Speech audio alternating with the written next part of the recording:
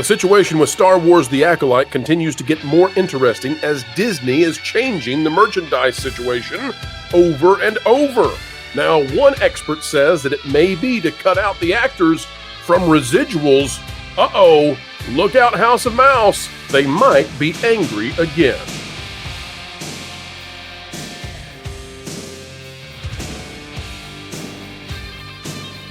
Hello, ladies and gentlemen. Welcome back to the Pro Channel, where we endeavor to explain entertainment, keep you ahead of the culture curve, and we do so with a smile on our face and a remembrance that we should stick to the mainstream middle, the sensible center, where money is made. If only Disney had thought to do so for the past decade or so, investors would have a very different situation. Recall, folks, that Disney has dropped their stock value in the last 3 years about half. That's about a 50% decline since when Bob Chapek ruled the Magical Kingdom. Meanwhile, the S&P 500 doing a different dance. Call that a delta, if you will. It's a gulf in my book. Folks, as we dive into today's content, consider clicking the like button. This is out of Breitbart, although I will say, folks, that while this is, and we know it, a website that leans to the right, the contents herein shall not be. But the great John Nolte is the writer here. He says, Acolyte merchandise removed, then quickly returned to the Disney store. It says, and again, by John Nolte, whose work we greatly enjoy.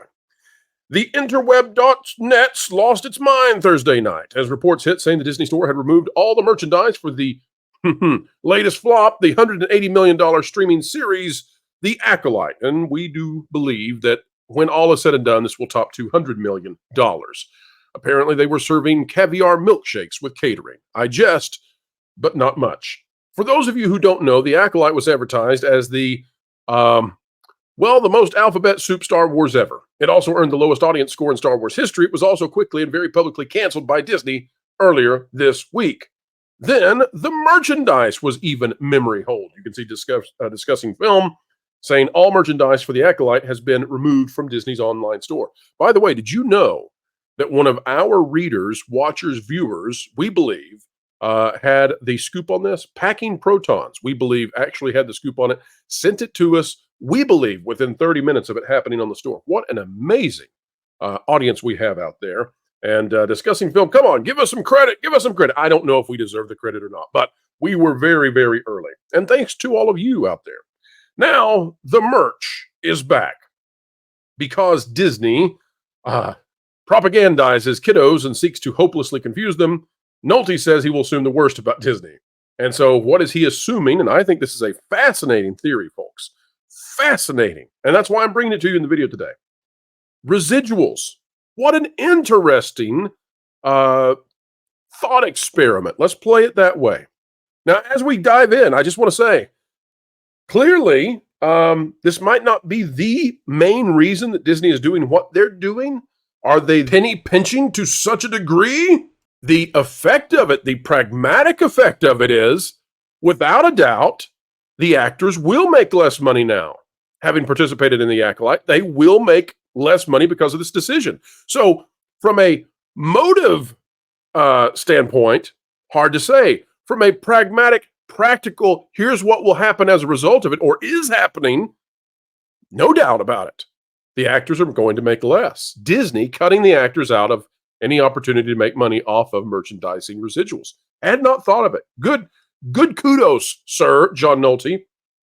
It says one of the primary reasons studios pull content from their streaming services, as Disney did with its super alphabet Willow series, is to avoid paying residuals to those contracts whose contracts call for residuals. Generally, the writers, directors, producers, and lead actors.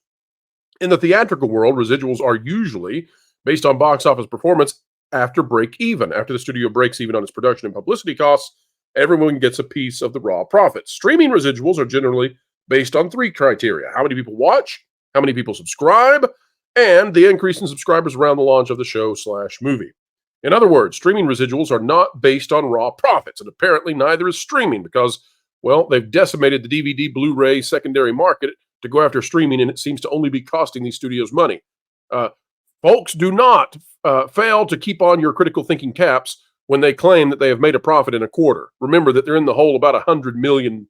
Oh, did I say million? $100 billion on streaming just at Disney alone. That's not the other companies. So when they make a dinky $10 million, $20 million in profit a quarter, they're trying to climb back out of a huge, huge chasm in which they exist.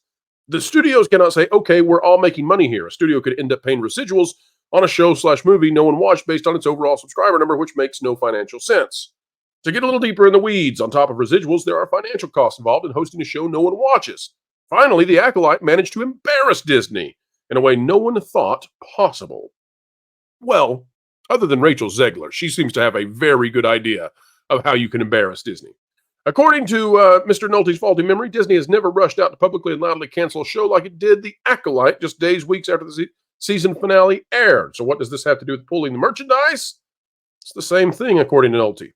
Contracts can call for all the same people to get a piece of the merchandising, but even if there are not residuals involved, if enough people don't buy it, imagine the massive losses involved in design, manufacturing, shipping, and storage costs. And I will remind everybody out there that according to our latest data we have, when Disney returned the merch, not all the merch came back. Only T-shirts devoid of some of those residual kinds of images. And by the way, Disney likely has those T-shirts printed when they're ordered. So no risk whatsoever. According to this report, only 50-plus people in the last month pre-ordered an upcoming six-pack of the Acolyte action figures from Amazon. Oh my gosh. 50. You're killing it. You're killing it, Acolyte. So to save money, Disney pulled the merch to try and memory hole an embarrassment. Disney pulled the merch. They willowed it. And then, well, you all know. We covered this morning. People lost their minds. I do like this quote from Critical Drinker, though. We'll read this. I can't do it in Critical's voice, though. I apologize. So go away, No, we won't do that. The cold, harsh truth is that the mythical modern audience that Lucasfilm has been chasing for 10 years now simply doesn't exist. Never has existed and never will exist. The people who shout most loudly about it on social media don't care about shows like The Acolyte and won't even bother to watch it. All they care about is what it represents, the message it puts across. And I, that being Critical Drinker, am afraid, for Pro is never afraid. I kid. That doesn't translate into money for your studio. The reality here is that Disney gambled and lost big time on this one. That's right, folks. Disney divided and did not conquer. We only here on this channel do the second. Always conquer, never divide. But Disney did the first one, and, well, that's all they've got on their line. All right, so they pulled the Acolyte merch, and it seems like, folks, it might be to cut the actors out of making any more money off this stuff. Now, that is the kind of stuff you just have to watch and see, and you got to love it. You got to love watching this get worse and worse for Disney, for Lucasfilm, for Kathleen Kennedy, for Leslie Headland. And oh, by the way, as we get ready to go our way, a short video this afternoon, folks, but more coming out later today. Isn't it interesting that they never, ever, never mentioned that Leslie Headland's real claim to fame was as the personal assistant to Harvey Weinstein? And if she had never been the personal assistant to Harvey Weinstein, she would have never had her foot in the door in Hollywood. It is literally the only reason that she was given a season with any of these other shows, Russian Doll included. And so guess what?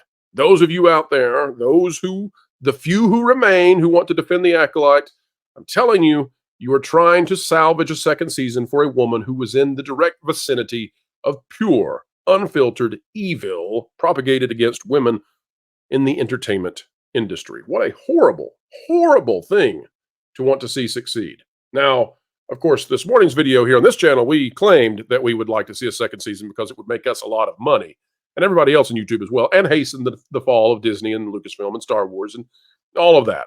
And we said that partially in jest, but as Culture mentioned, he could use another greenhouse. So Disney, your call. Are you going to give him another greenhouse or no? I don't know. There's going to be a lot of YouTubers, Critical Drinker, Nerdronics, and the rest. They're going to be riding around on the SS Acolytes, all their ships and all their bays and lakes. But probably not the one Bay Lake, though. Attendance seems to be down at Disney.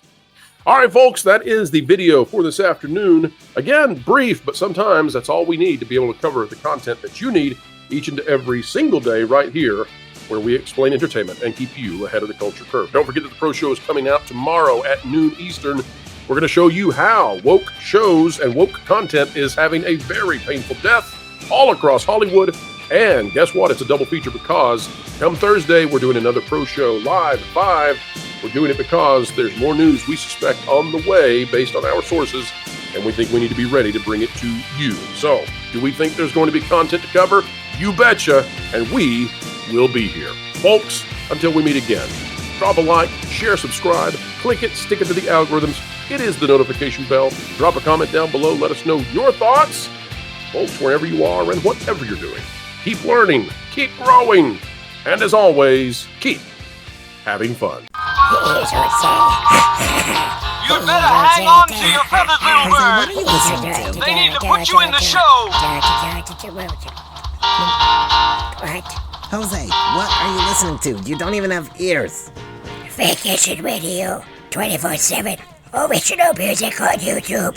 Vacation Radio. WDW Pro Music Channel. I have no idea what you're saying. But if you want to be listening to music, you should head over to Vacation Radio 24/7 on YouTube. One of the 100 other channels WDW Pro's been working on. Oh, and I have a song for you, Jose. Jose Cowabunga. He is Jose Cowabunga. He's Jose.